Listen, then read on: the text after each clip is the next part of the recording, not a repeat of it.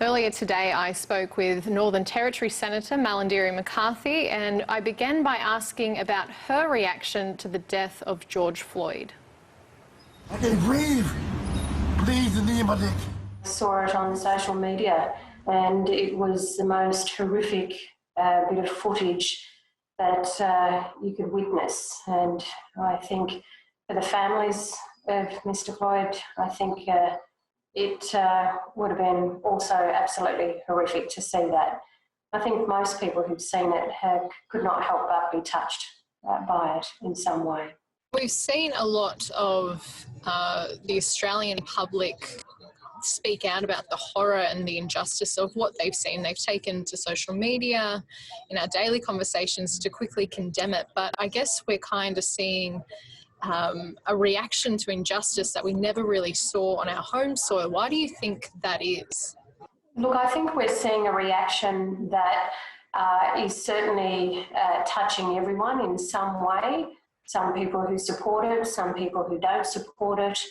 I do believe that we have seen previous hot issues in Australia. We only have to reflect on what happened on Palm Island and the scenes there of absolute outrage and anger.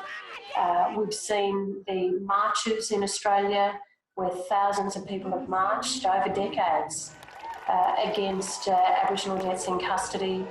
So we feel it very deeply as First Nations people. And I think the reason why we think that what we're seeing now is unique is perhaps because we're coming out of a situation in terms of COVID-19 where everyone has been polarised into beating that virus.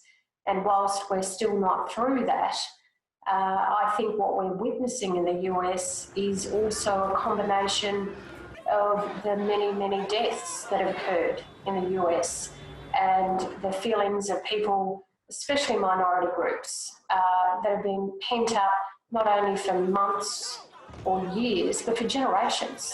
We clearly have to look at relationships in our country between black and white Australians, and no doubt that's what the US has to do, but they need the leadership in that country to be able to do it. I think here in Australia, we've got people who can stand up and speak very strongly and very clearly about the need to look at these issues, but handle it in a way where we actually have to work together to handle it. You know, it's very easy to blame one group of people, but at the end of the day, we all have to find a way together. And that means First Nations communities, it means elders, it means families, it means the justice system, it means the police system, and in particular, and most importantly, it means governments across every state and territory jurisdiction. Coming off that point, the Prime Minister spoke on radio yesterday and he mentioned the murder was upsetting and terrible, but also went on to call Australia a wonderful place to live. What do you make of those comments when talking about black deaths in custody? Well, there is no doubt there is a particular section of the population of Australia who feel that there are no problems. But I think for those of us who live with these problems have to be able to express it in a way that is non-violent, but express it in a way that says, well, hey, you know what, that is not the Australia that we know. And that is not the Australia that we can see if we look at the high incarceration rates of First Nations people right across every state and territory, if we look at the high rates of removal of First Nations children from their families, that still continues to this day.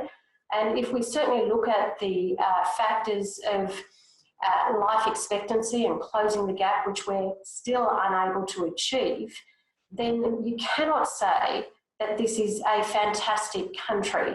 We're a country that has a lot of work to do, and I believe we can do it, but we have to be open to the fact that there are serious problems in this country, systemic issues of racism that continue to this day.